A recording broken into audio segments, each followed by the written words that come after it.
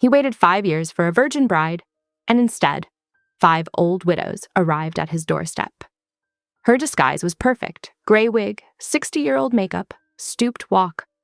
But beneath the layers of an elderly woman's costume was a 23-year-old who had been planning her escape for 5 years. He was Dante Cavalletti, a Mafia underboss who had never touched a woman, waiting for one specific bride. She was supposed to be his possession, his trophy. But when those 5 widows walked through his gates, something explosive was about to happen. One of them wasn't really an old woman. She was a weapon, trained, dangerous, and she was about to turn his entire world upside down. Watch as a virgin Mafia boss discovers the bride he thought he owned is actually the one woman who will completely destroy and then rebuild his entire empire.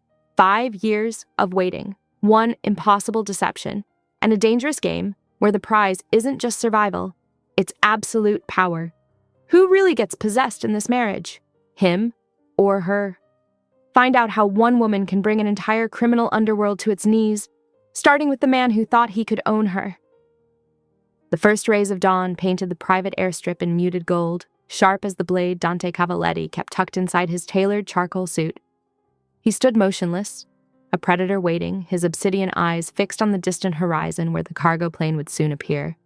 5 years. 5 years of calculated patience. 5 years of maintaining a reputation built on ruthless control while harboring a secret that would destroy him if ever revealed.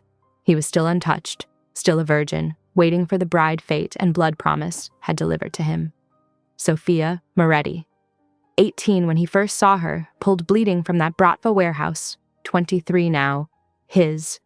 Lorenzo, his lieutenant, approached with measured steps. "Security protocol is locked down. No unexpected guests, no potential threats."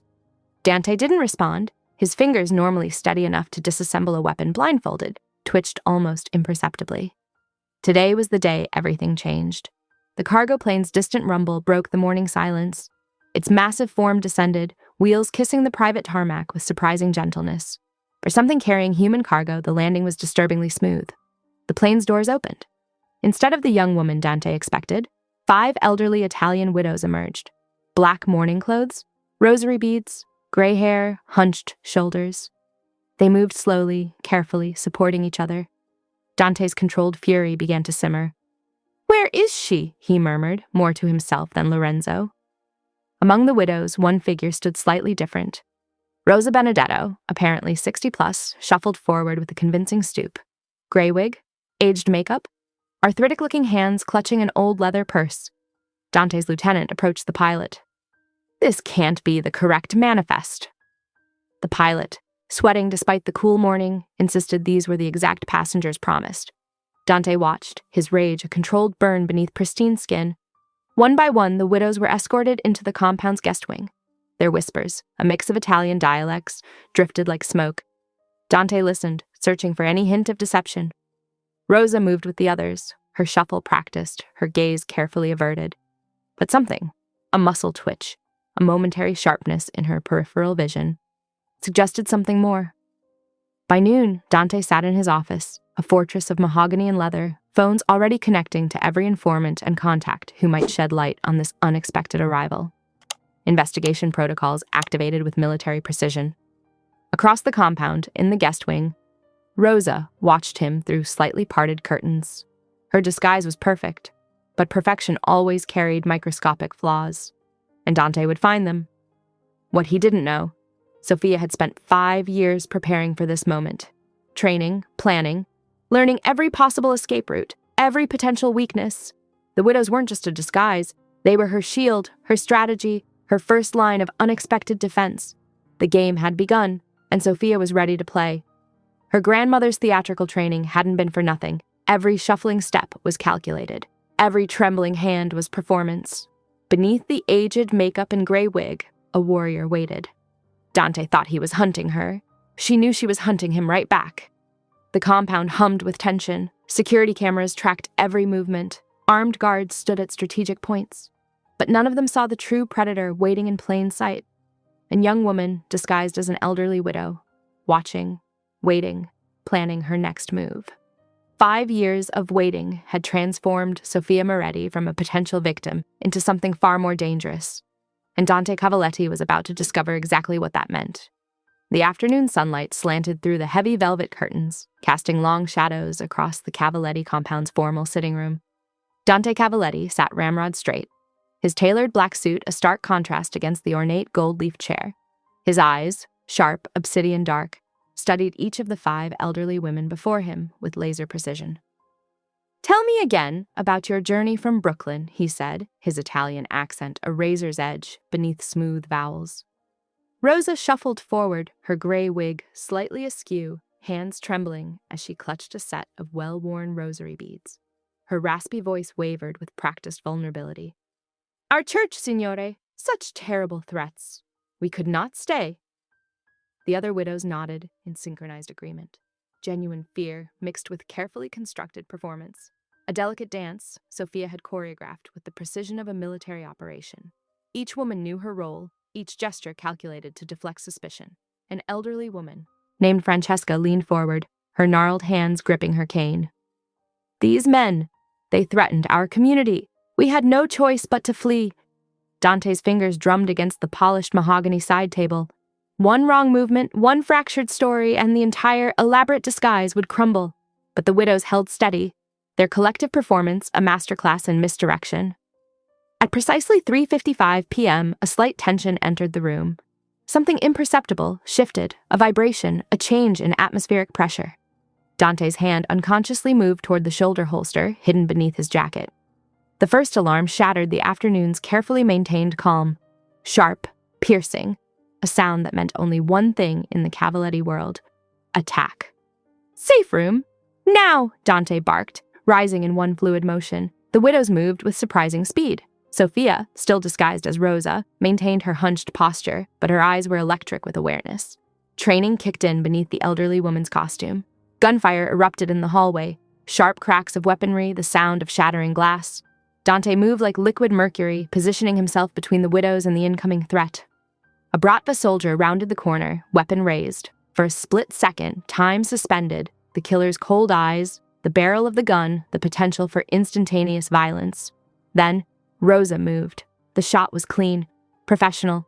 The Bratva soldier dropped, a perfect kill shot between the eyes. In the struggle that followed, her gray wig shifted.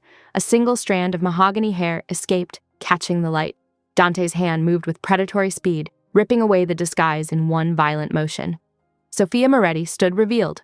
No more elderly costume, no more disguise. 23 years of defiance blazed in her eyes. "You," Dante growled, "are not what I expected." Her chin lifted, dangerous, unafraid. "Did you really think it would be that easy?" He pinned her against the wall, one hand at her throat. Not squeezing, not yet, just possessive, claiming. His body pressed against hers, a physical manifestation of years of waiting, of obsession. 5 years, he whispered against her ear. 5 years I've protected you, waited for you, and this is how you arrive? Sophia's laugh was pure steel. I spent those 5 years becoming someone who cannot be owned. The compound around them erupted in continued violence, gunshots, shouting, the systematic sounds of a well-planned attack. But in this moment, only 2 people existed, the virgin Mafia boss and the bride who had just shattered every expectation. Dante's grip tightened fractionally. You have no idea what's coming, Piccola? No, Sophia matched his intensity. You have no idea what I'm capable of. Outside, the Bratva attack continued. Inside this room, something far more dangerous was just beginning. The screech of metal and explosion of gunfire erupted outside, but Dante's attention remained, laser-focused on the woman whose wig had just fallen, revealing a cascade of dark mahogany hair. His fingers gripped her throat, not to hurt, but to claim. You waited 5 years for a possession, Sophia spat, her eyes blazing with defiance. I spent 5 years becoming someone who could never be owned. Dante's laugh was pure razor's edge. Cold, calculated, dangerous. You think this game you're playing changes anything? His voice was low, a dangerous whisper that made her skin prickle. You've been mine since the moment I pulled you from that warehouse. The only thing your little masquerade accomplished was making me more interested in breaking you. Outside, automatic weapons chattered. His men were eliminating the Bratva attackers with surgical precision. But here, in this moment, a different battle raged. one of will, of ownership, of raw, primal connection. Sophia refused to flinch. Years of preparation had taught her one critical lesson: never show weakness. Her grandmother's theatrical training, her own ruthless determination, everything had led to this moment of confrontation. "Breaking me?" She arched an eyebrow. "I'm not some porcelain doll waiting to shatter, Dante. I'm the weapon you never saw coming." He studied her, taking in every detail, the theatrical makeup still clinging to her skin, the professional-grade prosthetics that had transformed her into an elderly woman, the surprising accuracy with which she'd shot the Bratva soldier moments earlier. "Who are these women?" Dante demanded, gesturing toward the other elderly ladies who had arrived with her. "They're not just random decoys." Sophia's smile was razor-sharp. They're grandmothers, protectors, women whose granddaughters are currently targeted by human traffickers. I used your wedding as a cover to extract them to safety. For a moment, something like genuine admiration flickered in Dante's eyes. Then it was gone, replaced by pure predatory intent. "You think you've outsmarted me?" he murmured. "Let me tell you something, Principessa. Your freedom was always an illusion I allowed." He pulled her closer, his body a wall of controlled violence. The sounds of battle continued outside, gunshots shattering glass, men shouting commands. But in this moment, they existed in their own contained universe of tension and unresolved energy. "I've been protecting you for 5 years," Dante continued, eliminating every threat before it could even touch you. The men who wanted to traffic you, the rivals who remembered your family, the international syndicates who saw you as a potential asset, every single one gone, and you never knew. Sophia felt something shift inside her. Not surrender, but recognition of the complex web of protection he'd woven around her without her knowledge. "Why?" The question escaped before she could stop it. Dante's hand traced her jaw. Not a caress, a claim. "Because from the moment I saw you in that warehouse, bleeding and defiant, I knew you. We're different. Mine. Before you even knew what that meant." The building shook with another explosion. Distant sirens wailed. "I'm not a prize to be claimed," Sophia whispered. "No," Dante agreed, something dangerous and tender flickering in his eyes. "You're a partner waiting to be recognized." He pulled her close, not for a kiss, but for something more intimate, a promise, a declaration of a battle just beginning. Outside, his men continued eliminating threats. Inside, a different kind of war was being waged. One of will, of passion, of two forces refusing to break. The first act of their complex dance had just begun. The penthouse felt like a gilded cage, all sleek marble and mirrored surfaces reflecting Sophia's every calculated move. At 8 p.m., she began her systematic exploration, eyes darting to each surveillance camera, mentally mapping blind spots and potential escape routes. Her fingers traced the edge of a crystal vase, then slid across mahogany surfaces, searching for anything that might reveal Dante Cavalletti's secrets. The study drew her like a magnet, a room that promised information, power, vulnerability. Dante's computer sat waiting, its screen a dark challenge. She'd spent 5 years preparing for moments exactly like this. Her fingers, calloused from years of training, danced across the keyboard. Firewalls meant nothing to someone who'd learned hacking from dark web tutorials and underground Brooklyn tech gurus. Access granted, medical records first. She scanned quickly, pulse quickening, when she found confirmation of what she'd suspected. Dante Cavalletti, ruthless Mafia underboss, was untouched, a virgin at 32, waiting specifically for her. The irony wasn't lost on her. The monster who could kill without blinking had maintained some twisted code of honor. Personal emails revealed layers of calculated violence, threat assessments, elimination orders. But beneath the brutality, something else emerged. Meticulous protection. Protection of his disabled sister. Protection of territories. Protection of her, even when she didn't know she was being watched. At 10 p.m., she transferred encrypted files to her hidden drive, a ghost in Dante's digital kingdom. Midnight approached. Escape time. The window's electronic lock was complex, but not impossible. Years of preparation had taught her patience, precision. She'd shimmy down 3 stories, use the decorative stonework as handholds, disappear into the city's shadows. Her black clothing blended with the night. One leg over the windowsill, muscles coiled like a panther ready to sprint. Freedom was mere moments away until iron-strong hands seized her waist, yanking her back inside with brutal efficiency. "Going somewhere?" Dante's voice was low, dangerous, pure predator. She twisted in his grip, breaking one hand free, a combat move learned from ex-military trainers in her neighborhood. But Dante anticipated her, pinning her against the wall in one fluid motion. Their bodies pressed. Together, heat radiating between them. His breath against her neck sent unexpected shivers down her spine. "The Virgin King of the Underworld," she whispered, knowing exactly how to wound. "What would your men think if they knew their ruthless leader has never touched a woman?" His hand wrapped around her throat, not squeezing, possessive, claiming.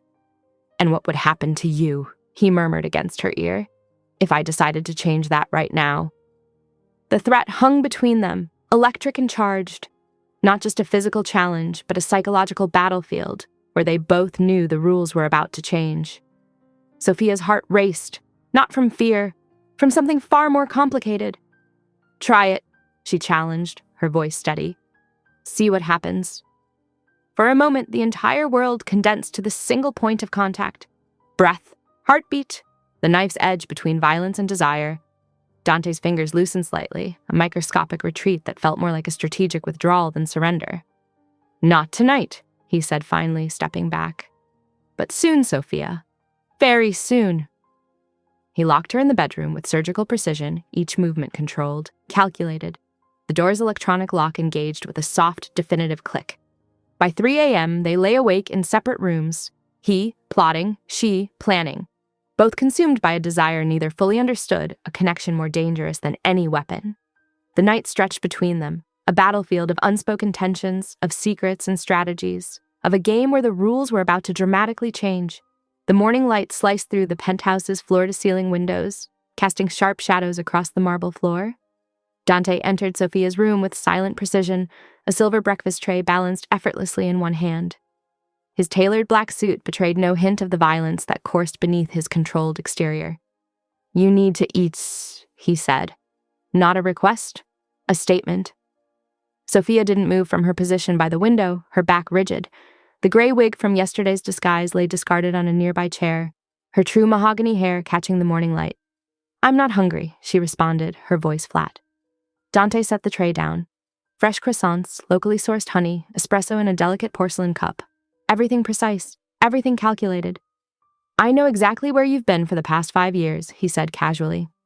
"Your Krav Maga training in Tel Aviv, the language courses in Berlin, the cybersecurity workshops in Estonia. You've been preparing. But preparing for what, Tesoro?" She turned, something dangerous flickering in her eyes. "Preparing to not be owned." His laugh was low, dangerous. "Ownership isn't about physical restraint. It's about understanding, and I understand you completely." At 10 o'clock, he escorted her to meet the widows. They were housed in a luxurious wing of the compound, treated more like honored guests than prisoners. Sophia moved between them, switching effortlessly to Italian, checking on their comfort, their needs. "How are you, Nonna Rosa?" she asked one elderly woman, squeezing her hand. The woman whispered something. Dante watched, noting how Sophia's fingers traced the woman's palm, a subtle communication method, always gathering information, always strategic. By noon, they were in Dante's office. Lunch spread across his massive mahogany desk. Sophia's strategy shifted. She leaned forward, a hint of cleavage visible, lips slightly parted. "Maybe we could discuss things," she said, her voice a practiced purr. Dante didn't even look up from his documents. "Nice try." Her seduction attempt dissolved. Instead, he pulled her onto his lap during a business call, his arm like an iron band around her waist. His voice was arctic while discussing an execution. "Giovanni missed his payment. Remove him. Completely." Sophia felt him speaking, felt the vibration of deadly words against her back. The man was ice and fire, violence and protection intertwined. At 3, she met Isabella. Dante's sister was wheelchair-bound, her movements limited but her smile brilliant. Here, Dante transformed. Gentle hands adjusting her blanket, soft voice reading children's stories, a tenderness that seemed impossible from the man who'd just casually ordered a murder. "My sister is everything," he murmured, catching Sophia watching. By 5, Sophia sat in her room, genuinely confused. The monster who ordered deaths had brushed his sister's hair with infinite care. The brutal underboss who claimed ownership had respected her space all day. Who was Dante Cavaletti? Her phone buzzed, an encrypted message from Marco. "Don't forget why you're here." But for the first time in 5 years, Sophia wasn't certain about anything anymore. The crystal chandelier above the dining table cast soft amber light across polished mahogany, illuminating the tension between Dante and Sophia. She sat perfectly straight in the elegant black dress he'd selected, tight at the waist, flowing elegantly to her ankles, a garment that was both a gift and a constraint. Dante poured rich Barolo wine into delicate crystal glasses, his movements precise, controlled. Every gesture communicated power, even something as simple as pouring wine. Sophia watched him, her fingers tracing the edge of her water glass. 5 years ago, Dante began, his voice low and measured, I found you in that warehouse. 16 girls, chained like animals, waiting to be shipped across borders. The Bratva doesn't care about human life, just profit margins. Sophia's eyes flickered. She knew this story, but something always felt incomplete. You think I don't remember, she challenged. I was terrified, bleeding, certain I would die that night. Dante's gaze locked onto hers, predatory, intense. But you didn't. I made sure of that. The wine glinted like blood in the candlelight. She took a careful sip, buying time. Your version always sounds so noble. Rescue, protection, but noble men don't make promises to claim a girl as their bride. A muscle twitched in Dante's jaw, the only sign her words had struck a nerve. Your father made that promise, he said flatly. As he was dying, payment for saving what remained of your family. Sophia leaned forward. And what did he get in exchange? My freedom? My consent? Before Dante could respond, Lorenzo burst through the dining room doors. His face was tense, professional. But underneath, something electric, hummed with urgency. There's someone at the gate, Lorenzo announced. Claims he's FBI, asking specifically for Sophia. Dante's hand, which had been resting casually near his hip, subtly moved closer to the concealed weapon Sophia knew was always within reach. Bring him in, restrained. 30 minutes later, a man Sophia hadn't seen in 5 years walked into the room. Marco, supposedly dead, very much alive. He looked different, harder. A scar traced his jawline, and his eyes held a calculating sharpness they'd never possessed during their childhood. When his gaze met Sophia's, something unspoken passed between them. Hello, Sophie, Marco said softly. Dante's hand pressed against Sophia's lower back. Not a caress, but a warning, a reminder. Mine, Marco explained quickly. Undercover FBI, 5 years infiltrating multiple criminal networks. A massive raid planned in 48 hours that would dismantle several major crime families, including the Cavalletti organization. I need you to wear a wire, Marco told Sophia. Get Dante's confession. Help us bring down his entire operation. Silence stretched like a blade between them. Dante's laugh was soft, dangerous. You think she would betray me? Marco's next words changed everything. Did you tell her how you really acquired her? How you orchestrated her parents' murder to acquire her? That she's not a rescue, she's a trophy! The room went absolutely still. Sophia felt Dante's body go rigid beside her, not with fear, with something else. Controlled, unleashed potential violence vibrating just beneath his skin. Marco continued, his voice clinical. Her parents were in debt, deep. The Bratva was going to take Sophia as payment, but Dante arrived first, eliminated the entire family, saved the girl he'd already claimed. Sophia turned slowly toward Dante, waiting. His eyes met hers. No apology, no shame, just brutal, absolute truth. I chose you, he said simply. Then, now, always. The challenge hung in the air. Would she accept the wire, betray him, or recognize the dark protection he'd always offered? Marco slid the tiny recording device across the table. Sophia's fingers hovered above it. Dante watched, waiting. Her choice would change everything. The digital clock blinked 12:03 a.m. when Sophia's eyes snapped open, Marco's words echoing through her mind like a poison. Did you think Dante saved you out of kindness? He orchestrated your parents' murder to acquire you. Her fingers traced the edge of her hidden wire, the tiny microphone a constant weight against her skin. The FBI needed her to get Dante's confession to expose the monster everyone believed him to be, but something felt wrong. The compound was silent except for the distant hum of security systems and the occasional crackle of radio communication. Moonlight sliced through heavy blackout curtains, casting sharp shadows across the luxurious bedroom Dante had assigned her. Everything here was calculated. Even the room's design spoke of controlled power. At precisely 6 a.m., her door opened. Dante stood in the frame, immaculate in a charcoal Tom Ford suit that probably cost more than most people's monthly rent. His eyes, the color of storm-dark steel, swept over her. "You're my assistant today," he announced. No request, no discussion. A statement of fact. Before she could protest, he tossed her a crisp white blouse and tailored black pants. "Dressed professionally, we have business." By 8 a.m., they were in a warehouse that smelled of rust, motor oil, and something darker. A man was zip-tied to a metal chair, blood already decorating his face. Sophia recognized him from Dante's initial briefing. Victor Rodriguez, a mid-level trafficker connected to the Bratva's child smuggling network. Dante moved with predatory grace, each step deliberate. When he spoke, his voice was silk over steel. "How many children did you move through the port of Newark last quarter?" The man spat blood. "I don't know what you're talking about." Dante's smile didn't reach his eyes. He pulled out a simple utility knife, turning it slowly so the warehouse's harsh lights caught the blade. "Wrong answer." What followed wasn't gratuitous torture. It was surgical precision. Each cut, each question revealed a network of human suffering. Sophia watched, her stomach churning but her hand steady. She was recording everything. Dante wasn't enjoying this. He was extracting information with the same clinical detachment a surgeon might use performing a necessary procedure. When Victor finally broke, revealing names, routes, and connections, Dante's violence transformed into something almost noble. "These monsters destroy lives," he muttered, not for Victor's benefit, but as if speaking to himself. "Someone has to stop them." By noon, they were touring Dante's legitimate businesses, a shipping company, a tech startup, a chain of rehabilitation centers. Each operation was meticulously legal, professionally managed. When Sophia tried steering the conversation toward her parents, Dante deflected smoothly. "Your past doesn't define you," he said. "Your choices do." At 3 p.m., they visited a specialized care facility where his sister Isabella lived. Despite her developmental disabilities, Isabella's face lit up when Dante entered. She threw her arms around him, and the ruthless Mafia boss became gentle, patient.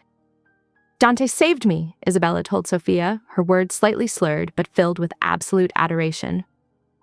"He kept me safe from Papa." Later, back at the compound, Sophia accidentally glimpsed Dante changing shirts. His back was a canvas of scars, evidence of childhood abuse that explained so much about the man before her. Old wounds, perfectly healed, telling a story of survival. When their eyes met in the mirror, something shifted. Not attraction, not yet, but understanding.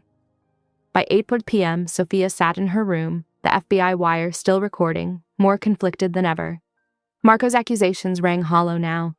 The monster she'd been told about wasn't the man she was beginning to understand. Dante Cavalletti was dangerous, violent, ruthless. But he was also something else entirely, a protector who understood darkness intimately enough to fight it effectively. Her fingers brushed the hidden microphone. What truth would she choose to reveal? The night stretched before her, full of unresolved tensions and emerging revelations. The knock came precisely at 8 p.m., soft, controlled, just like everything else about Dante Cavalletti. Sophia tensed, her fingers brushing against the hidden wire beneath her silk blouse. She'd learned long ago that seemingly casual moments often held the most dangerous conversations. "Come in," she called, her voice steady. Dante entered with 2 crystal glasses and an expensive bottle of Barolo. Not a business wine, something personal. His movements were deliberate, each step calculated yet fluid, like a predator who knew exactly how much space he occupied. "I thought we might talk," he said, pouring the deep red wine. His hands were large, scarred, capable of both brutal violence and unexpected gentleness. She watched him carefully. "Talk about what?" A slight smile played at the corner of his mouth. "You're 5 years away, before you arrived, disguised as an elderly woman." The recording device hidden against her skin seemed to pulse with anticipation. She took a measured sip of wine, buying time. "What would you like to know?" Dante studied her. Not with anger, but with an intensity that suggested he was mapping her. Every subtle movement, every micro-expression. "How did you prepare? Who helped you?" Sophia chose her words strategically. "I learned. From my grandmother. From survival instincts. From understanding that the world doesn't give second chances without you fighting for them." He nodded, as if her answer confirmed something he already suspected. "And your parents?" What did you learn about them in those 5 years? A trap. She recognized it immediately. Her fingers tightened almost imperceptibly around the wine glass. Not much, she said carefully, just that they were complicated people who made difficult choices. Dante's gaze never wavered. At 10 p.m., with moonlight casting shadows across his face, he produced a manila folder. Complicated isn't the word I would use. Inside were documents, bank statements, communication records, signed agreements. Each page told a brutal story. Her father had already negotiated her sale to the Bratva months before Dante's intervention. Not as a last resort, but as a calculated financial transaction. He was going to sell you, Dante said quietly. Not to save the family, not out of desperation, for profit. The wire against her skin felt suddenly heavy. Marco's voice echoed in her memory. Don't trust him, he'll manipulate everything. But these documents, they were meticulously detailed. Official letterheads, dated signatures, cold, bureaucratic evidence of a father's betrayal. I didn't kill your parents to acquire you, Dante continued. I eliminated a transaction that would have destroyed you. Your father made the deal. I stopped it. By midnight, Sophia's world felt tilted. She excused herself, mumbling something about needing air. In the privacy of her room, she pulled out the burner phone. Marco, she whispered. The documents Dante showed me. Fabricated, he interrupted instantly. Classic manipulation technique. Don't fall for it. But something nagged at her. Marco's response was too quick, too certain. At 1 a.m., while the compound slept, she slipped into Dante's study. Her fingers moved across filing cabinets, searching, original documents, bank transfer records, communication logs. Everything matched what Dante had shown her. By 3 a.m., she removed the wire. Her world no longer felt simple. Black and white had blurred into complicated shades of gray. Dante hadn't been the monster Marco described. He'd been a protector, someone who saw a transaction and stopped it, who recognized a young girl's potential before anyone else. And worse, she was starting to feel something dangerous, something that went beyond the mission, something that felt uncomfortably like understanding, like connection. The wire lay silent on the desk, and for the first time, Sophia wasn't sure who she was truly investigating anymore. Chapter 9. Intimate Warfare. The silk Valentino dress felt like armor against her skin. Sophia adjusted the deep emerald fabric, watching her reflection transform from street-smart survivor to polished Mafia princess. Lucia stood behind her, hands adjusting the delicate straps, her seasoned eyes appraising every detail. You look like you were born to stand beside him, Lubaya murmured, a hint of pride in her voice. Sophia caught the older woman's gaze in the mirror. I wasn't born for anyone. I'm choosing this. Lucia's laugh was sharp and knowing. That's exactly why Dante wants you. Most women submit. You negotiate. The morning preparations felt like a choreographed dance of tension. Dante had been clear. She was to be the perfect fiancée tonight, maintaining their carefully constructed facade. No mistakes, no slips, every movement calculated, every smile precise. By 2 p.m., Sophia reattached the FBI wire beneath her dress. Her fingers moved with practiced efficiency, remembering Marco's instructions. Get the confession, expose Dante's criminal network. But something had shifted inside her. The lines between mission and emotion blurring with each passing hour. The Cavalletti family gathering would be a battlefield of a different kind. Old money, old secrets, and she would be walking into their lion's den. At 6 p.m., the first guests arrived. Crystal glasses clinked, expensive cologne mixed with aged scotch. Sophia stood beside Dante, her hand tucked possessively into his, her spine straight and smile immaculate. To anyone watching, they were the perfect couple. He in his impeccable black Brioni suit, she in emerald silk that whispered wealth and danger. Breathe, Dante murmured against her ear, his lips barely moving. You're doing perfectly. His hand at her lower back felt like a brand. Proprietary, possessive. Not just a touch, but a statement. She belonged to him. And yet something in his grip told her he knew she was choosing to stay. They danced. Not just a dance, but a performance. His hand low on her waist, her body moving in perfect synchronization with his. To the outside world, they were lovers. To each other, they were warriors testing boundaries. You're thinking too loudly, he whispered during a slow turn. Am I? Her response was equally quiet. Or am I just strategizing? His chuckle was dark, dangerous.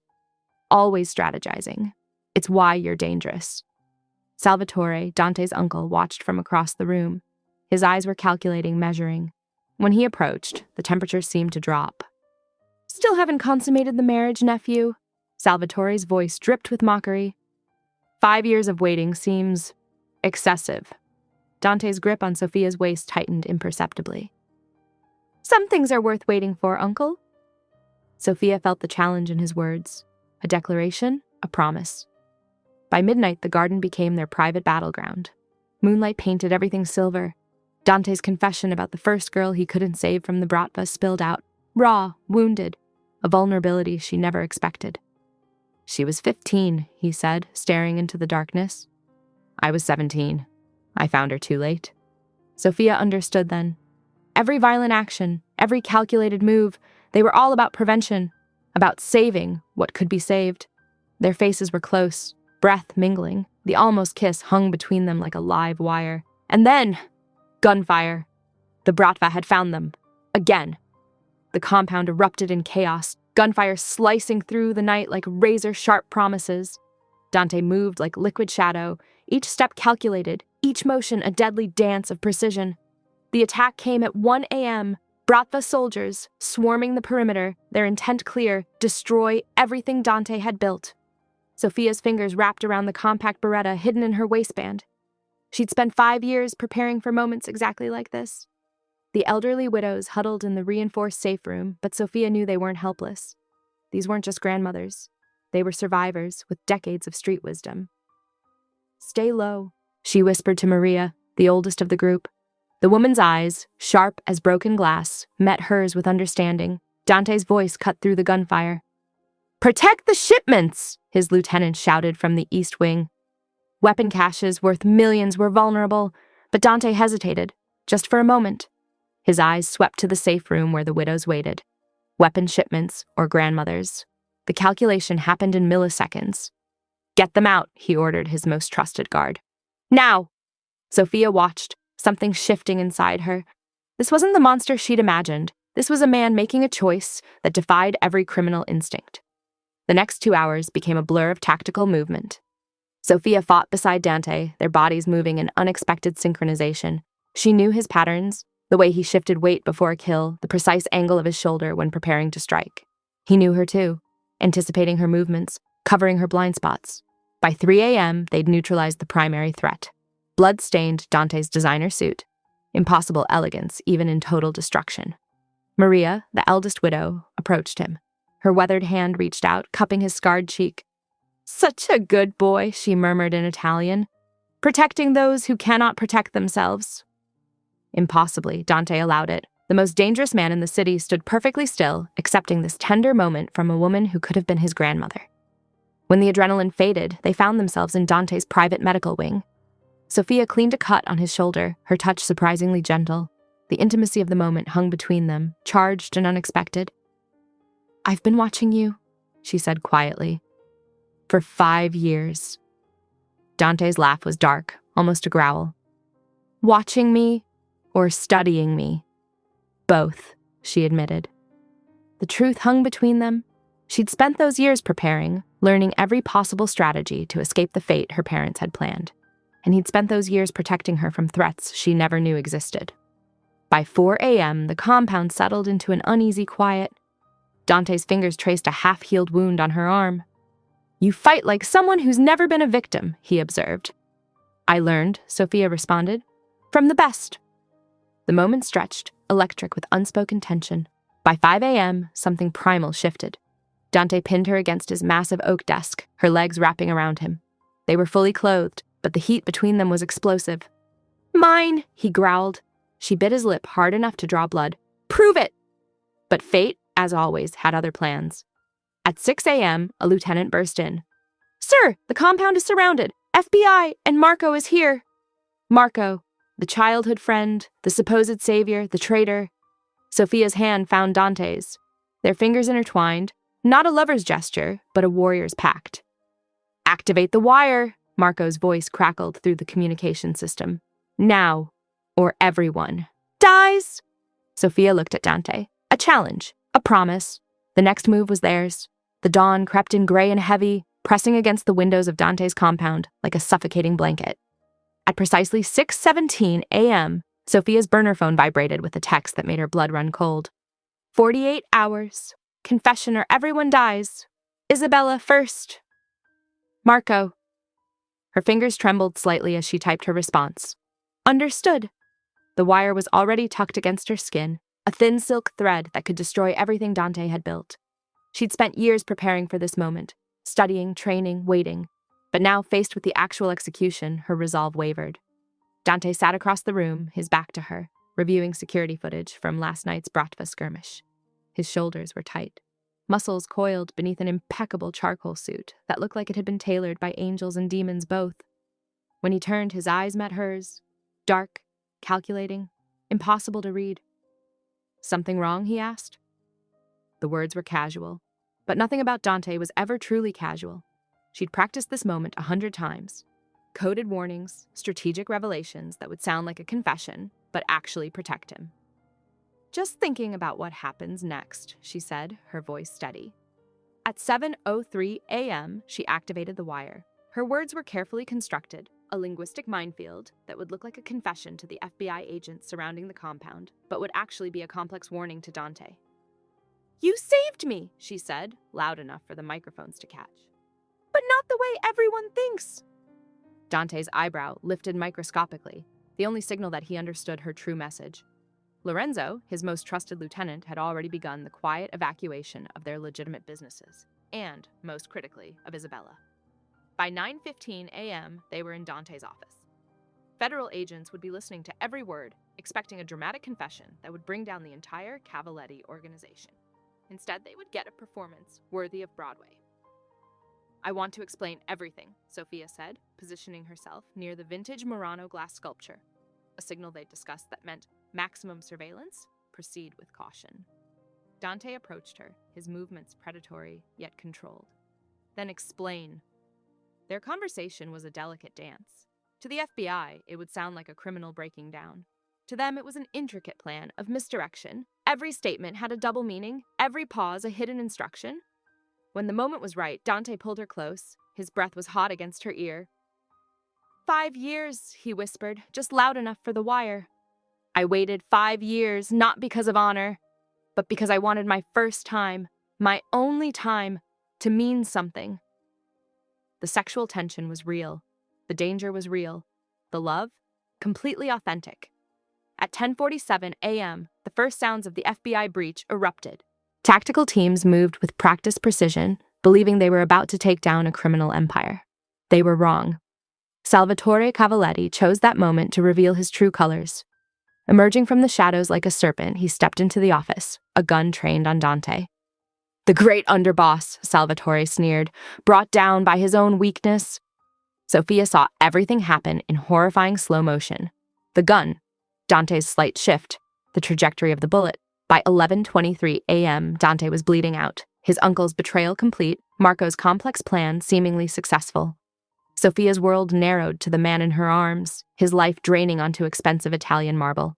They don't know what you really are, Dante gasped. Show them, baby. Show them what I saw from the beginning.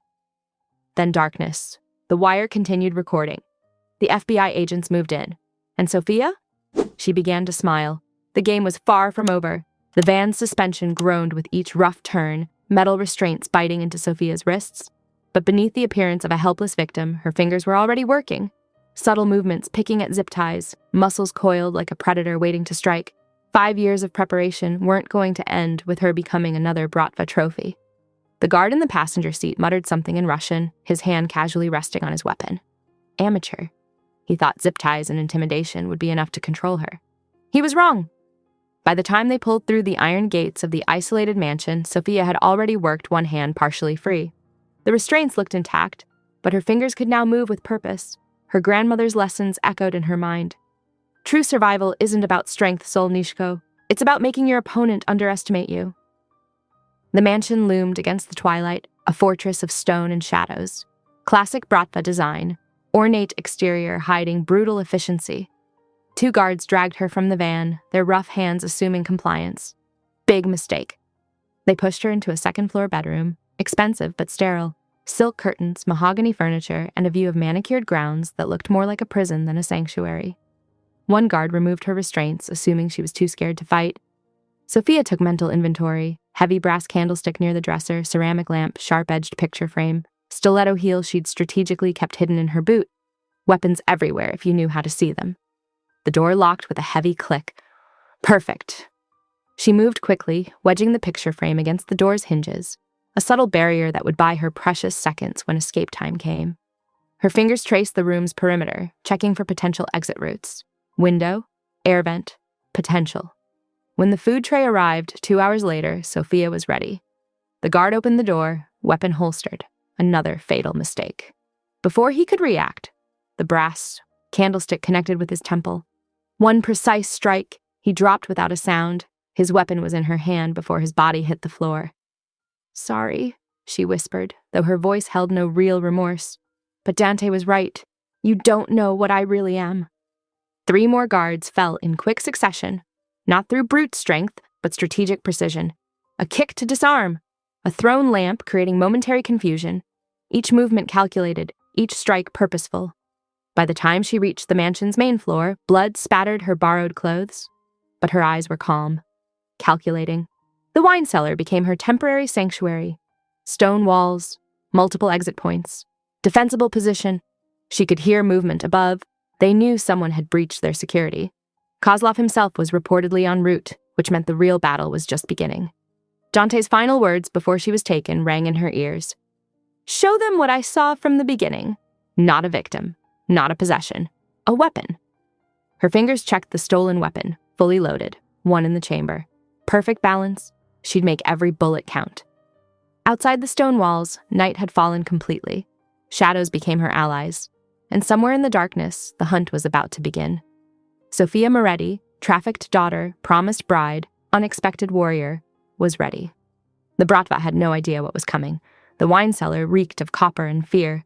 Broken glass crunched beneath Sophia's feet as she methodically arranged her improvised weapons.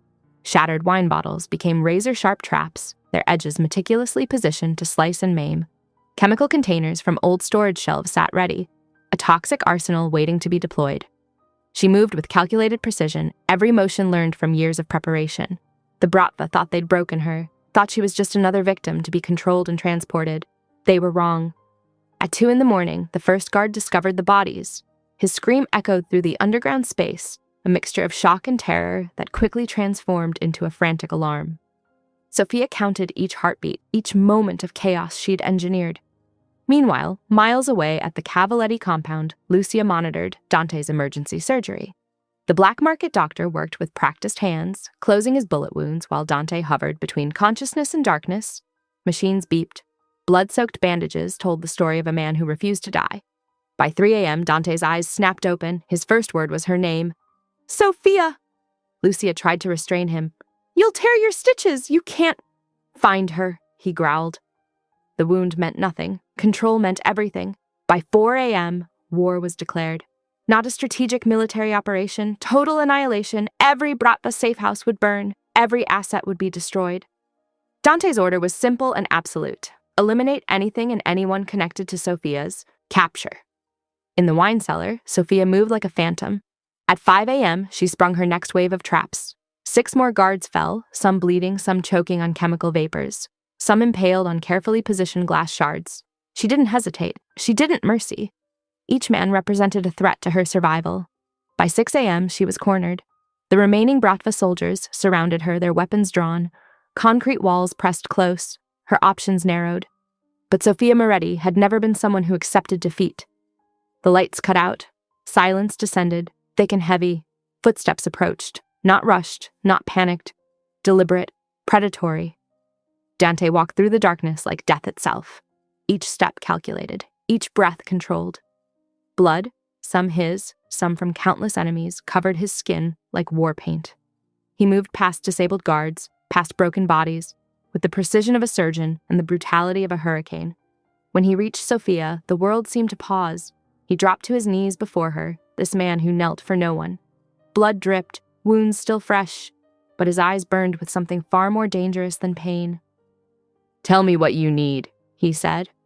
Not a command, not a possession, A request? A partnership?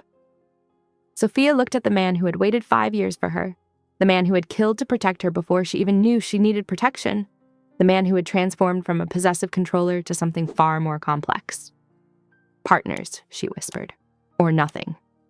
Dante's laugh was dark, dangerous, promising. Always, he said. The wine cellar, moments ago a scene of brutal violence, now became something else. A battlefield where two predators recognized each other, not as victim and savior, not as possession and possessor, but as equals. The first rays of dawn crept through tiny basement windows. Outside, an empire would burn. Inside, something new was being born. Sophia touched Dante's face.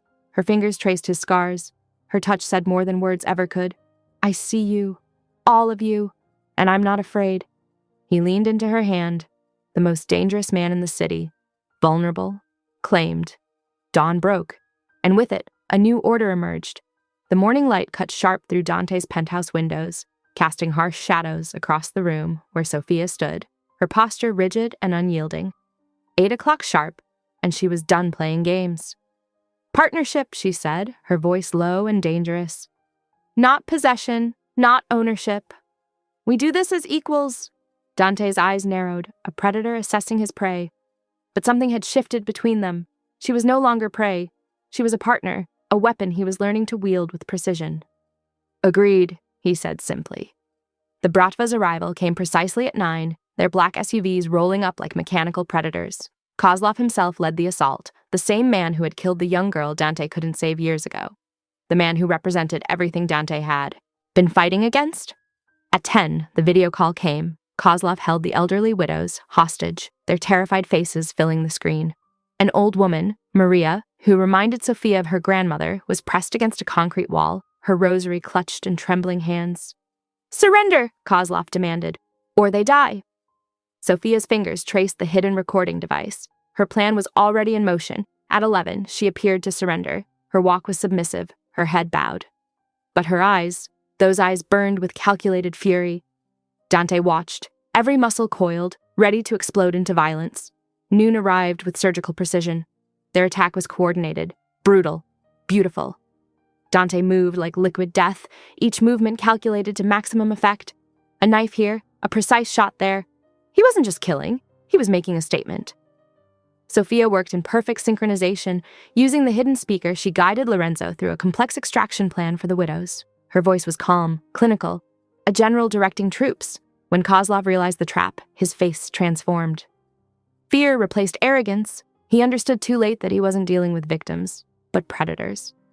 Dante's final strike was almost artistic in its brutality. One precise movement and Kozlov fell, not just dead but completely neutralized. A message written in blood.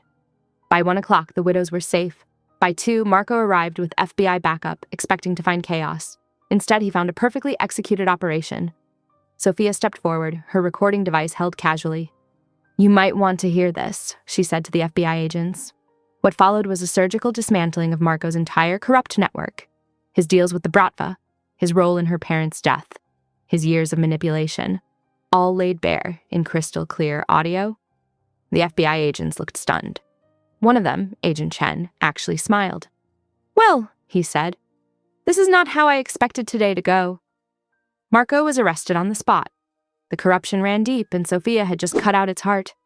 Dante watched her, something between pride and pure, possessive love burning in his eyes. She hadn't just survived. She had conquered. Partners, he said softly. Partners, she confirmed. Outside, the city continued its endless dance of light and shadow. But inside the Cavaletti penthouse, a new order had been established. Not through traditional power, but through something far more dangerous. Mutual respect, strategic brilliance, and a love that defied every conventional boundary. The game had changed, and they had won. The penthouse felt different now. Charged, electric, like the moment before lightning strikes. Dante sat on the leather medical chair, his muscled torso bare, revealing a fresh bandage where the bullet had entered. Blood seeped through the white gauze, a testament to how close he'd come to dying. Sophia moved with practiced precision, her hands steady as she cleaned the wound. You've done this before, he murmured, watching her. She didn't look up. I've had practice patching up people who don't want to go to hospitals. Her fingers were gentle despite her hard words. Each touch sent a current through Dante's body. Not just physical sensation, but something deeper, intimate. She wasn't just treating a wound, she was mapping his body, understanding his vulnerabilities. The FBI investigation was over. Marco was in custody. Salvatore had provided the testimony they needed, clearing the Cavalletti name, but none of that mattered right now. Right now, there was just this moment, her hands on his skin, their breath synchronized. "You saved my life today," Dante said quietly. Sophia paused, antiseptic swab hovering over his wound. "I've been saving myself my entire life. You were just collateral protection." A ghost of a smile crossed his lips. She was magnificent. Not soft, not yielding, but razor sharp. Everything he'd imagined when he first saw her years ago, and nothing like he'd expected. She applied a fresh bandage, her touch clinical yet somehow tender. Her fingers traced the edge of the dressing, lingering. Their eyes met. Years of tension, of waiting, of fighting, of circling each other, condensed into this single moment. 5 years, he said. "I waited 5 years for you." "And what exactly were you waiting for?" Her voice was a challenge, a dare. Dante reached up, his hand cupping her face. Not restraining, not controlling, just touching. Everything. The vulnerability in his voice was more dangerous than any weapon. Sophia felt something inside her crack, a wall she'd built meticulously over years of survival. She'd planned every detail of her escape, studied every potential threat. But she hadn't planned for this, a man who saw her, truly saw her. "I'm not a prize to be claimed," she whispered. "No," Dante agreed. "You're a partner to be earned." His wound didn't stop him from moving. In one fluid motion, he pulled her closer. Not with the brutality she might have expected, but with a deliberate, almost reverent intensity. Their faces were inches apart. The white dress she wore, pulled from a closet he'd prepared years ago, seemed to glow in the dim light. A dress meant for her, waiting. Just like he'd waited. "I could have taken what I wanted," he said. "Any moment these past 5 years, but I wanted you to choose." Sophia's laugh was soft, dangerous. "Did you really?" His thumb traced her bottom lip. "Some men take. I prefer to be given." The sexual tension between them wasn't just physical. It was a complex dance of power, of two strategic minds recognizing each other's strength. She'd outsmarted traffickers, FBI agents, entire criminal organizations. He'd built an empire through calculated violence and unbreakable loyalty. And now, they were here, together. "If I kissed you right now," Dante murmured, "would it be because you want me to, or because you want to prove you can't be controlled?" Her response was to lean infinitesimally closer, not yielding, challenging. Their first kiss wasn't soft. It wasn't a romance novel's gentle meeting of lips. It was a collision, a declaration, years of tension exploding into something raw, real, undeniable. Dante tasted like danger, like promises, like a future she never thought she'd choose. And Sophia tasted like revolution. The first fingers of dawn were bleeding soft pink through Dante's floor-to-ceiling windows when she finally saw him truly vulnerable. Not broken, never that, but stripped bare, literally and metaphorically. His body was a landscape of scars, each one telling a story of survival.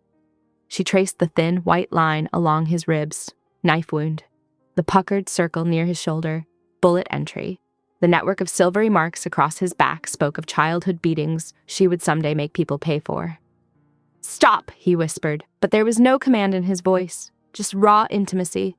Her fingertips continued their exploration, mapping territories he'd never allowed anyone to touch. 5 years of anticipation, of controlled desire, dissolved in one night of desperate claiming. Their consummation hadn't been soft. It had been a war, teeth and hands and desperate sounds that were part pleasure, part victory. "I want to know everything," Sophia murmured. Dante's hand caught hers, fingers interlacing. "Not everything is meant to be known," she laughed, a sound both tender and dangerous. "We're past secrets now, my love." The endearment hung between them. Not a submission, a declaration.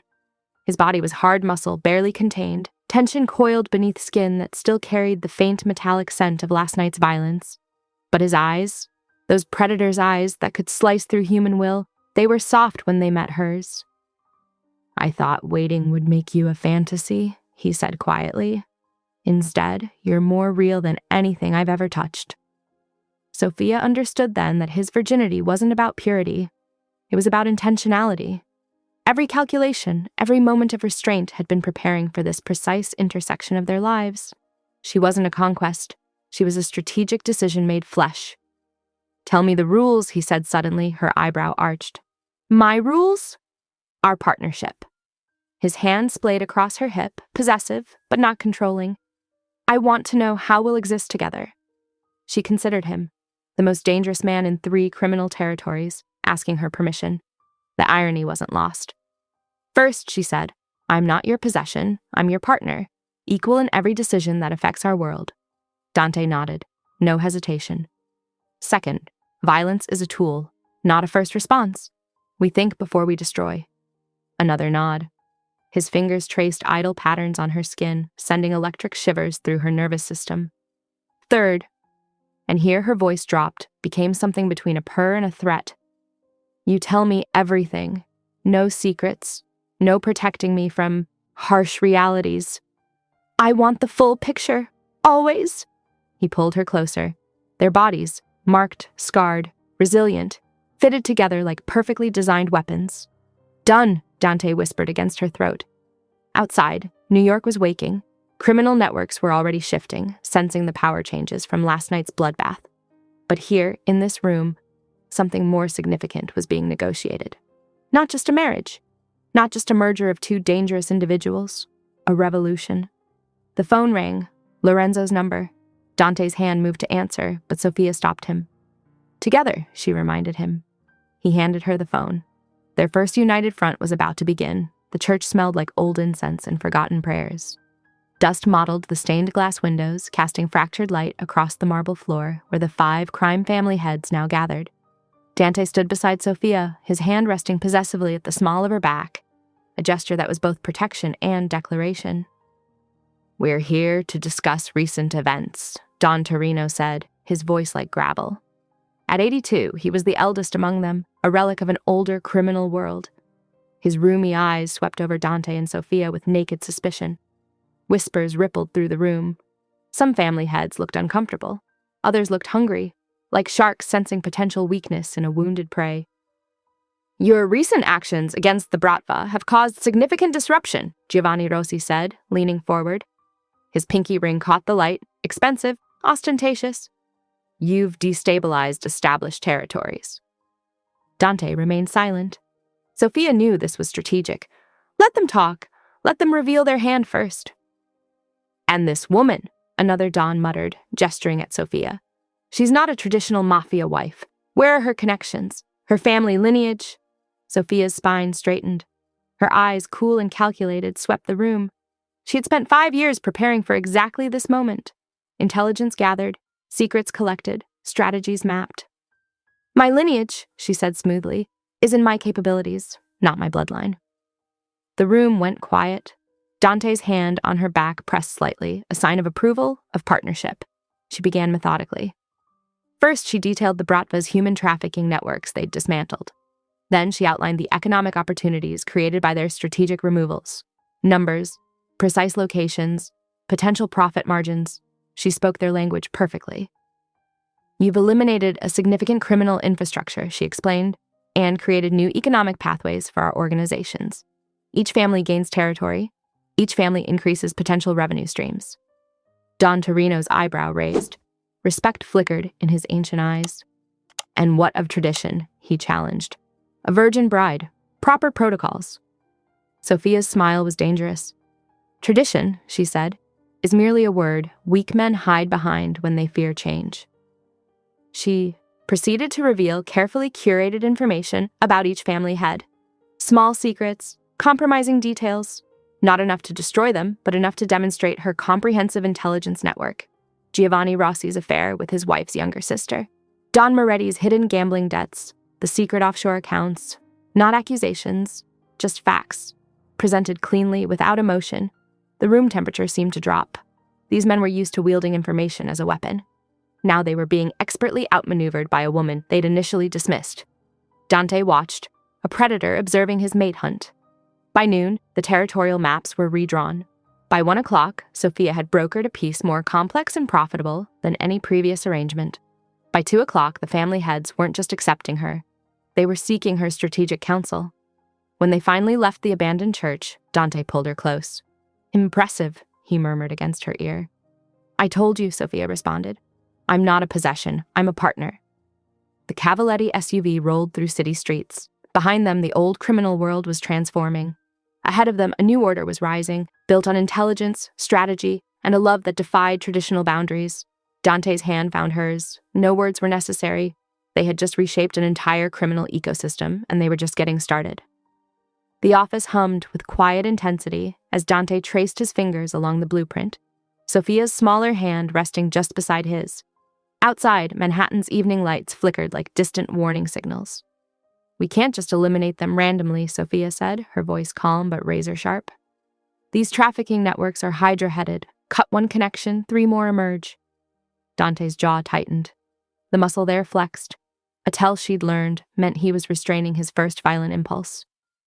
"Mikhail Kozlov won't stop. Every moment we wait, more girls disappear." She understood his urgency. The Bratva didn't just traffic women. They systematically destroyed lives. But strategy demanded patience, not pure rage. "Surgical precision," she murmured, tracing a red line connecting 3 warehouse locations. "We identify the key nodes, eliminate leadership, disrupt financial channels, make it expensive and dangerous to continue operations." His dark eyes studied her, not with the possessive hunger of their early interactions, but with genuine respect. She'd proven herself his strategic equal, not just his wife. The office door opened. Isabella rolled her wheelchair in, her bright eyes taking in their collaborative tableau. "Am I interrupting war planning?" Sophia smiled. Isabella had become more than Dante's sister. She was family. "Want to see our latest strategy?" Isabella wheeled closer, examining the map with a sharp intelligence that mirrored her brother's. "These shipping routes through Brooklyn. Vulnerable. If you cut here and here, you create a bottleneck." Dante looked surprised. Sophia just grinned. "Told you she's brilliant." By dinner, the initial tension had dissolved. Lucia arrived with additional intelligence. Encrypted communications suggesting Mikhail was consolidating power faster than they had anticipated. "He knows we're coming," Lucia said, spreading digital intercepts across the mahogany table. Her silver hair gleamed under the soft lighting. "But he doesn't know how." Isabella watched the interaction, her gaze moving between Dante and Sophia. "Does he make you happy?" she asked Sophia suddenly. Dante and Sophia answered simultaneously. "Yes." The room fell silent. Then they both laughed, a sound rare and genuine in this world of shadows and strategic violence. As midnight approached, their strategic discussion transformed. What began as a professional debate about tactical approaches became something more heated. Arguments sparked, voices rose, bodies moved closer. "You can't just," Dante started. "Can't what?" "Think," Sophia challenged, stepping into his space. "Plan? Be more than just muscle and rage?" His response was pure possession. One moment they were arguing, the next he had her pressed against the office wall, her legs wrapped around his waist, fingers tangling in his hair. "I'm not just rage," he growled against her throat. "I'm protection." "Prove it," she whispered back. Their passion was as strategic as their planning, calculated, intense, transformative. They didn't just have sex, they claimed each other, rewrote power dynamics with every touch, every gasp. By 2 a.m., they'd reached a compromise. Not total war, but a precision strike that would dismantle Mikhail's operation systematically. Naked, entwined on the leather office couch, they spread blueprints around them like battle plans. Lucia would handle financial disruptions. Lorenzo would coordinate ground teams. Isabella would monitor communications. And at the center, Dante and Sophia, a partnership forged in darkness, dedicated to a unique form of justice. "We're changing everything," Sophia murmured, tracing the tattoo of her name over Dante's heart. He pulled her closer. "We already have." Outside, Manhattan continued its restless dance, unaware that within this shadowy office, a new kind of power was being written. Not just a crime family's evolution, but a revolution of protection, strategy, and unexpected love. The sunlight streamed through the floor-to-ceiling windows of Dante's command center, casting sharp shadows across the tactical maps and intelligence reports spread across the massive oak table. Sophia stood beside him, her fingers tracing potential entry points for tonight's surgical strike against Mikhail's trafficking network. "Here," she murmured, tapping a precise location on the blueprint. "The loading dock has minimal camera coverage. We can breach from the west side." Dante's hand covered hers, his touch electric despite their professional focus. 3 days of preparation had transformed them into a lethal machine, each movement synchronized, each thought interconnected. They'd become more than lovers, more than partners. They were a single weapon aimed at absolute destruction. The door opened. Lucia entered first, her tailored black suit crisp against her bronze skin. "Your aunt has arrived," she announced to Sophia, a hint of amusement in her voice. Sophia froze. "Zia Maria." Dante's lips curved into a dangerous smile. "Shall we maintain the finance executive facade?" By noon, Sophia's Aunt Maria sat in their elegantly appointed dining room, completely oblivious to the military-grade operation being planned mere feet away. Dante charmed her effortlessly, his Italian flawless, his manners impeccable. He spoke of international investment strategies with such convincing detail that Maria beamed with pride at her niece's apparent success. "Such a good girl," Maria kept saying, patting Sophia's hand.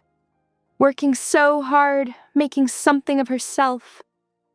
If she only knew the true work happening behind this polished exterior. At 2:00, lunch was a delicate dance of deception. Sophia caught Dante's eye occasionally, a silent communication passing between them. Her aunt noticed nothing, just two successful professionals sharing a meal. By 4, Maria produced an unexpected treasure. "I brought something special," she said, unwrapping a carefully preserved garment bag. "Your Nana's wedding dress. I saved it all these years." The dress emerged, delicate lace, hand-stitched by her grandmother decades ago. Sophia's fingers trembled slightly as she touched the fabric. Memories flickered, her grandmother teaching her about strength, about surviving, about never becoming a victim. At 6, in the private dressing room adjacent to their bedroom, Sophia slipped into the dress. The lace whispered against her skin, a connection to her past, transforming into something new. When she emerged, Dante was standing in the doorway. For a moment, his legendary control fractured. His eyes, usually cold, calculating, softened. Emotion unlike anything he'd shown before swept across his face. Not just desire, something deeper. Reverence, recognition. "Sophia," he breathed. She stood perfectly still, allowing him to look. The dress was both innocent and dangerous, just like her, just like them. "My grandmother made this dress believing in a traditional life," Sophia said quietly. "But I'm creating something entirely different." Dante crossed the room in 3 precise steps. His hand, the same hand that could kill without hesitation, gently traced the dress's delicate neckline. "You redefine everything you touch." By 8, they were dressed in tactical gear, every movement precise. The operation against Mikhail would end his trafficking network permanently. No mercy, no negotiation. At 10, silence replaced violence. Mikhail was gone, his entire operation dismantled. Bodies cleared, evidence destroyed, message sent with surgical precision.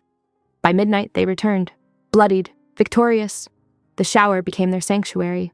Hot water washed away evidence of their night's work. Layers of blood, gunpowder residue, the physical marks of their mission. Dante's hands moved over her body, not sexually, but with a reverent intensity. Cleaning, protecting, claiming. Sophia turned, meeting his gaze. No words were necessary. They had transformed something brutal into something beautiful. Justice, served their way. Their way. The morning sunlight filtered through the delicate lace curtains of the Cavalletti compound's bridal suite, casting soft shadows across Sophia's skin. At precisely 6 a.m., the wedding preparations began. Quiet, controlled, intimate. No massive Mafia spectacle, just the people who truly mattered. Lucia adjusted the vintage hairpins in Sophia's dark hair, her movements precise and deliberate. The older woman's fingers trembled slightly, not from weakness, but from an emotion that ran deeper than simple sentiment. "Your grandmother would be proud," she whispered. At 8 a.m., the 5 widows arrived. No longer just decoys in an elaborate escape plan, they were now honored guests. Their Brooklyn charity, funded quietly by Dante's organization, had become a lifeline for women escaping dangerous situations. Rosa, the real Rosa, Sophia's grandmother's best friend, kissed Sophia's cheek. "You're not becoming someone's property," she said firmly. "You're forming an alliance." Isabella, Dante's sister, wheeled herself into the room. Her smile was radiant, her eyes holding a wisdom that transcended her physical limitations. She presented Sophia with a small blue handkerchief. "Something old, something borrowed," she said softly. The handkerchief had belonged to their mother, a gesture of true acceptance.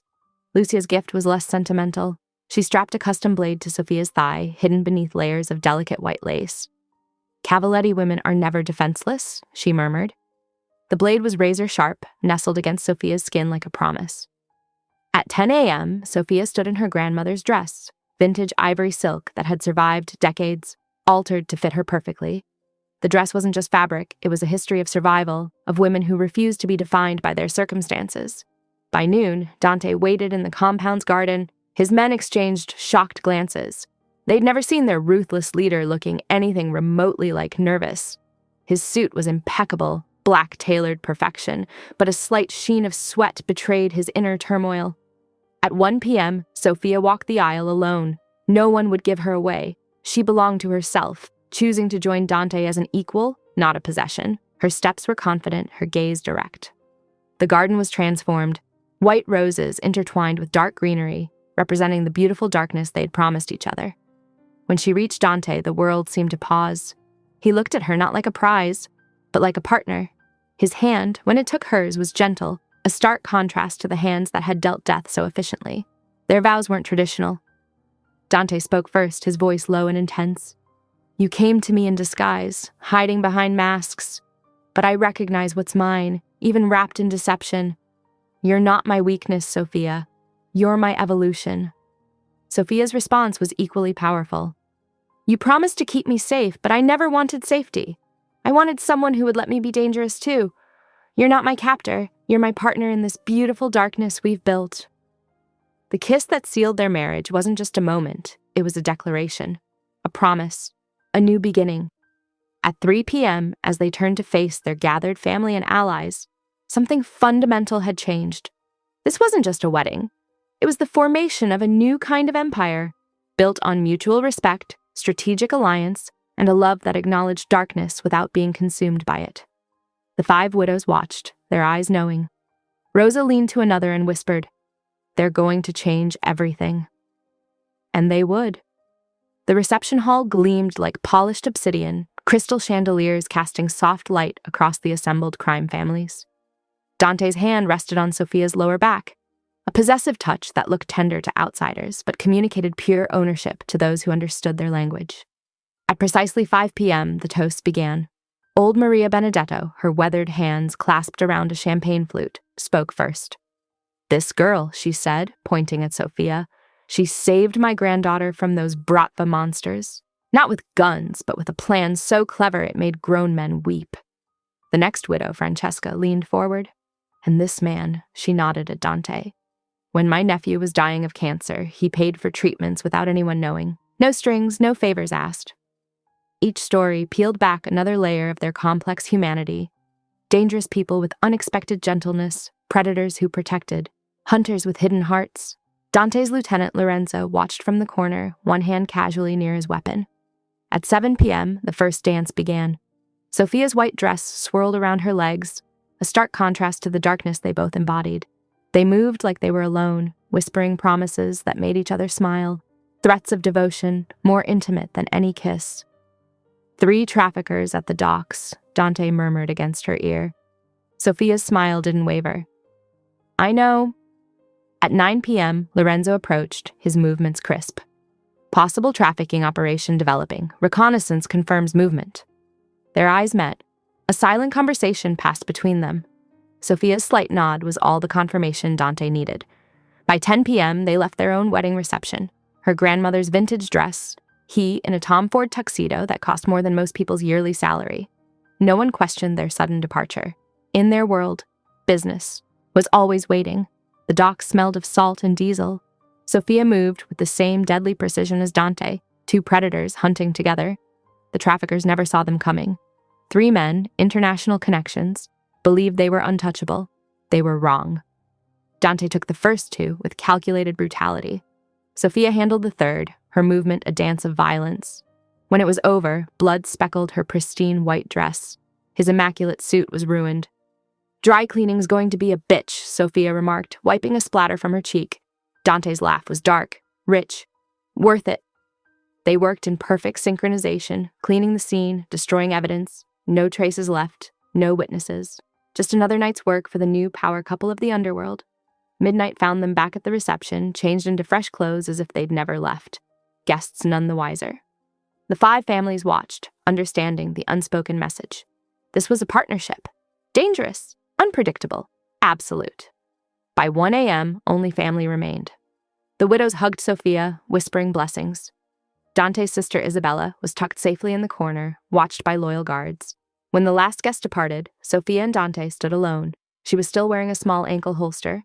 He had a knife strapped to his calf, weapons under formal wear, a perfect metaphor for their relationship. "We're definitely not traditional," Sophia said. Dante pulled her close.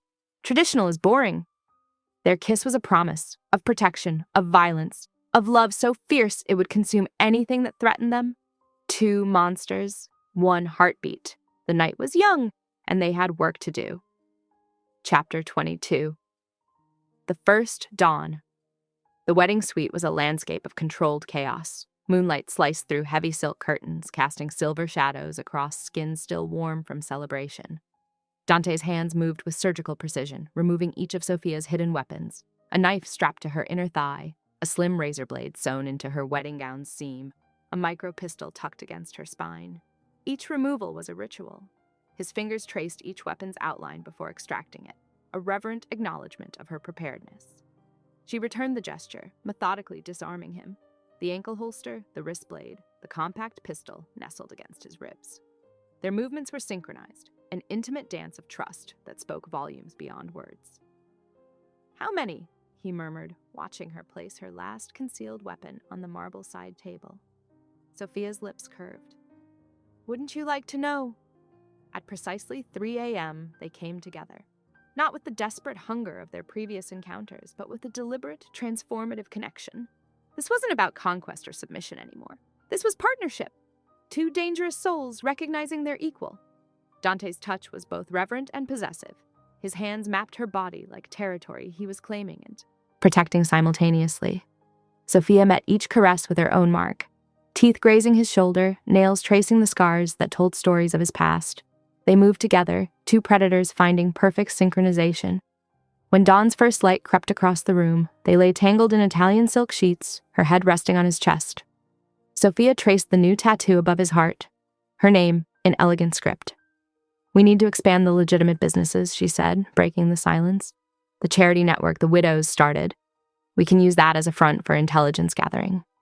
Dante's fingers played with her hair, already thinking strategically. "I love that about you." Their pillow talk was a blueprint for an empire. They discussed expanding their community centers, creating legitimate economic pathways for families trapped in cycles of poverty and crime. Each strategy was carefully constructed, balancing their criminal infrastructure with genuine social impact. At 7 a.m., breakfast arrived just as Agent Chen's encrypted call came through. A trafficking ring had slipped through legal channels, precisely the kind of target they specialized in eliminating. "We'll handle it," Sophia said, her voice calm and decisive. Dante watched her, seeing not just his wife, but his perfect operational partner. By noon, their lieutenants gathered. The room buzzed with a new energy. Sophia now officially recognized as co-leader, her strategic mind reshaping their entire organizational structure. Lorenzo and the other lieutenants watched her with a mixture of respect and cautious admiration. The afternoon took them to the Widows' Charity, now a thriving community center offering job training, legal support, and protection for vulnerable women. The elderly women who had once helped Sophia escape now ran a network of support that reached across multiple boroughs. As evening approached, they stood on the penthouse balcony. Below them, their carefully constructed world hummed with potential. Sophia's diamond caught the last rays of sunlight, a weapon as sharp and precise as any blade she'd ever wielded. Dante's hand found hers. No words were necessary. They had dismantled the old systems, rebuilt them in their image. A partnership forged in darkness, tempered by a love that refused to be conventional. "Ready, Hidi?" he asked. Sophia's smile was dangerous. "Always." The city spread before them, their kingdom, their hunting ground, their home. The night air felt thick with anticipation, heavy with the promise of something new. Sophia stood by the floor-to-ceiling windows of the Cavalletti compound, her hand resting lightly on her still flat stomach. 6 months had changed everything, and nothing. At precisely 6 p.m., the compound hummed with a different energy. Gone were the days of pure brutality. Now justice ran deeper than violence. The widows moved through the kitchen, preparing dinner, their laughter mixing with the soft sounds of classical music. Isabella's wheelchair glided smoothly across the polished marble floors, her gentle smile a stark contrast to the Empire's dark foundations. Dante watched her from across the room, his eyes tracking her movement with a tenderness few would believe possible. He'd killed men for less than a sideways glance at his sister, but with Isabella, he was pure softness. Lucia approached, her tailored black suit a testament to her role as consigliere. "Dinner's almost ready," she murmured, catching Sophia's eye. Something passed between them, a knowing look that spoke of secrets and strategy. The family dinner began at 8 p.m. Lorenzo sat at the far end of the table, his usual stoic expression softened by the warmth around him. The widows, her grandmother's friends who had become family, passed dishes, their chatter filling the room with life. Each of them had been rescued, protected, given purpose within the Cavaletti organization's new structure. "Another charity project?" Lorenzo asked, watching Sophia review some documents. She smiled. The trafficking prevention network they'd built was becoming legendary. A surgical strike against the very system that had once threatened her. "We've identified 3 more trafficking rings this month," she reported. "Dante's contacts in customs are proving invaluable." Dante caught her eye. No words were needed. Their partnership was a dance of mutual respect, of power shared and balanced. At 10 p.m., with the house quiet and the family dispersed, Sophia found Dante in his study. He looked up, sensing her presence before she spoke. The room was a blend of old-world leather and modern technology, much like Dante himself. "I have something to tell you," she said. He set down his tablet, every muscle in his body suddenly alert. Dante Cavaletti, the man who controlled empires, looked suddenly vulnerable. She took his hand, placed it on her stomach. "We're pregnant!" The reaction was instantaneous. Dante dropped to his knees, pressing his face against her abdomen. His shoulders, usually hard as steel, trembled slightly. "Our child," he whispered. "You'll know love first. Only love." The words hung in the air, a promise from a man who had known more violence than tenderness. At midnight, they discussed the implications. Their child would inherit an empire built on shadows, on calculated risks and redemptive justice. "No pure innocence," Dante said, "but protected innocence." The attack came at 2 a.m. Distant Bratva cousins, seeking revenge, desperate to reclaim lost territory. The compound's security systems went into instant lockdown. Dante was already moving, his body a weapon, his mind 3 steps ahead of the threat. But Sophia wasn't sitting back. "Stay behind me," Dante growled. She laughed, a sound that was part challenge, part love. "Like hell." Despite her pregnancy, she moved with the training that had kept her alive for years. Her hands were steady, her mind sharper than any blade. Dante watched her, terror and pride, warring in his eyes. By 3 a.m., the threat was nearly neutralized. Dante's protective instincts raged, but Sophia was no fragile flower. She was his equal, his partner. At 4 a.m., silence returned to the compound. By 5 a.m., they lay in bed. Dante's fingers traced protective patterns on her stomach, ancient symbols of protection, of promise. Sophia was already planning their child's future, a future where danger existed, but wouldn't define them. "We're building something different," she murmured. Dante pressed a kiss to her forehead. "Something beautiful," he agreed. "Our kind of beautiful." Outside, the first hints of dawn painted the sky. Another night survived, another victory claimed.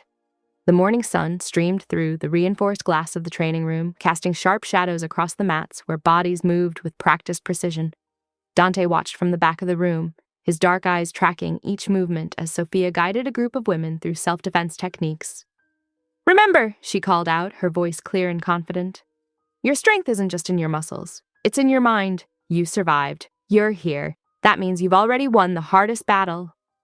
The women, survivors of trafficking, rescued through Dante and Sophia's joint operations, moved with a mix of hesitation and growing confidence. Some bore visible scars, others carried wounds that couldn't be seen, but under Sophia's guidance, they were transforming from victims to warriors. Dante's phone vibrated. He stepped into the hallway, his movements fluid and controlled. Agent Chen's number flashed on the screen. "We've saved another 32 victims this month." Chen's voice was crisp, professional. "Your intelligence network is more effective than anything we've seen before." A ghost of a smile crossed Dante's lips. Not pride, satisfaction. Each life rescued was another strike against the system that had once tried to break Sophia. By noon, they were preparing for the lunch meeting with the 5 families. Sophia adjusted her tailored black blazer, checking the concealed holster at her side. Dante watched her, remembering the woman who had once hidden beneath a gray wig and aged makeup. "Ready?" he asked. Her smile was sharp as a blade. "Always." The lunch was a carefully choreographed dance of power. Representatives from the most influential crime families sat around the table, discussing the future. Their child, not yet born, but already promised a unique legacy, would bridge old rivalries and create a new kind of criminal empire. At 4, they visited Isabella's care facility. The specialized treatment center Dante had built was a testament to his love for his sister. Isabella sat in a specially designed wheelchair, her eyes bright with intelligence despite her physical challenges. "Aunt Sophia," she teased, "you're going to spoil this baby before it's even born." Sophia's laugh was genuine. "Someone has to balance out your uncle's intense parenting style." Dante's hand found Sophia's, their fingers intertwining. A silent communication passed between them, a language of touch more intimate than words. The evening settled into a quiet rhythm. Dinner was simple: homemade pasta, a bottle of wine that cost more than most people's monthly rent. They discussed baby names, their conversation a bizarre mix of potential nursery designs and strategic criminal planning. "Raphael," Sophia suggested, twirling pasta on her fork. "After my grandfather." "Sounds like a man who'd run an empire before he can walk," Dante responded. At 8, Dante led her to the nursery. The room was a paradox. Bulletproof glass disguised behind soft curtains, reinforced walls painted in gentle blues and greens. Handcrafted toys sat alongside strategic communication equipment. A mobile of Italian and Russian landmarks hung above a crib that could withstand minor explosions. "You've been planning this," Sophia said, her voice soft.